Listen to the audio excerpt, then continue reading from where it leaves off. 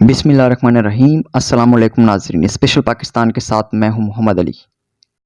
ناظرین امید کرتا ہوں آپ لوگ خیریت سے ہوں گے۔ تو آج جو کچھ بھی ہوا، جو لوگ یہ امیدیں لگائے بیٹھے تھے کہ حکومت گئی ابھی گئی، ان کے لیے آج کا دن جو تھا وہ بڑا مایوس کن تھا۔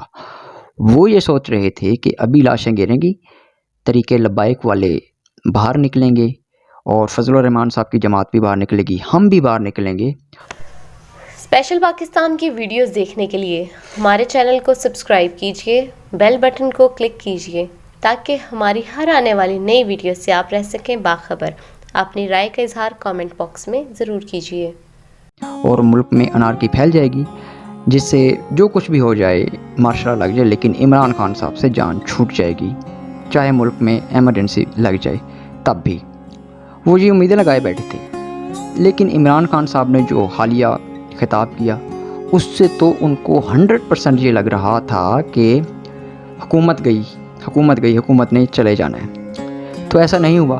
تو مجھے یہ لگتا ہے کہ تھوڑا سا مصلحت سے کام لیا گیا حکومت کی جانب سے اور عمران خان صاحب کی جانب سے، اور یہ بھی لگ رہا ہے کہ حکومت چند قدم پیچھے ہٹی ہے، لیکن کل تک جو حکومت کے گلے میں مسئلہ پڑا ہوا تھا آج سب کے گلوں میں ڈال دیا ہے حکومت نے، عمران خان صاحب نے۔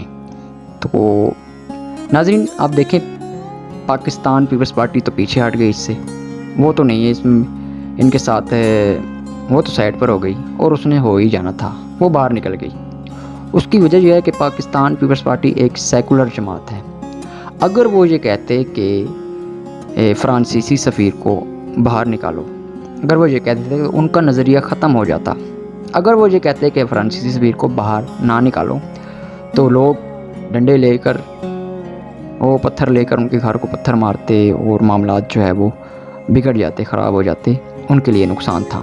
تو وہ لوگ سائڈ پہ ہو گئے۔ تھوڑا سا لگ یہ رہا ہے کہ بلاول بھٹو زرداری نے بزدلی سے کام لیا ہے۔ اب بات کرتا ہوں جو کچھ بھی طے پایا گیا، لیکن کچھ چیزیں جو ہیں، باقی سب کچھ ہو جائے گا۔ طریق لبیک والوں کے جو مذاکرات تھے، جو ان کے معاملات تھے، باقی سب چیزیں طے پا جائیں گی، لیکن یہ چیزیں جو ہیں وہ ایک الگ ہیں۔ یہ چیزیں جو ہیں وہ ایک الگ ایک نظریہ، جس میں یہ کہا گیا ہے کہ صرف ان لوگوں کو رہا کیا جا رہا ہے جو MPO کے تحت جن پر کارروائی کی گئی، جن کو اریسٹ کیا گیا، یعنی کہ جن کو نظر بند کیا گیا اور جن لوگوں کو گرفتار کیا گیا، وہ لوگ جن سے ملک میں انتشار نہ پھیلے، ان کو رہا کیا جا رہا ہے۔ ریاست کے خلاف پرتشدد کارروائیاں اور مقدمات واپس نہیں لیے جا رہے، واپس نہیں ہوں گے۔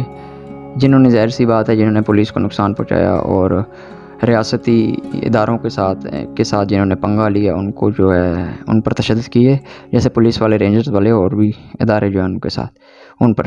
اور نمبر 3 جو ہے کہ جمہوریت، جنہوں نے عوام کے املاک کو نقصان پہنچایا، ان کے خلاف بھی ہے جو مقدمات واپس نہیں لیے جا رہے، نہیں لیے جائیں گے۔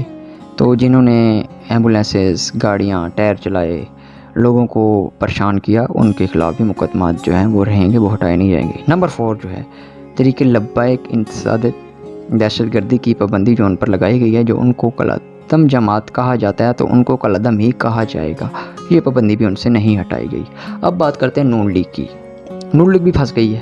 اگر نون لیگ یہ کہتی ہے کہ فرانسیسی سفیر کو باہر نکالو، تو میاں صاحب تو برطانیہ میں رہتے ہیں، تو کیا پاکستان جیسے تعلقات ہیں فرانس کے؟ پاکستان سے بہتر تعلقات ہیں۔ اگر وہ سفیر نکال لیتا تو میڈیا سب پہنچ جائیں گے، ہاں بھائی آپ تو کہہ رہے تھے آزادی رائے ہے، لیکن سفیر کو باہر نکال دیا، ان کی نیشنلٹی ہے، ان کی بزنس ہیں، تو ان کو بھی کافی۔ اگر وہ لوگ کہتے ہیں کہ نہیں نکالو، تو ہمارے نواز شریف صاحب یہاں بھی پھنستے ہیں۔ تو اس کی وجہ یہی ہے کہ ان کے گھر ڈنڈے لے کر، اور وہی بات ہوگی، سب لوگ پہنچے ہوں گے، جی یہ ہو گیا، وہ ہو گیا، تو معاملہ خراب ہو سکتے ہیں۔ تو یہ اب پھنس گئے ہیں۔ تو اب دیکھو کیا ہوتا ہے۔ تو ناظرین امید کرتا ہوں آپ کو ہماری یہ ویڈیو پسند آئی ہوگی۔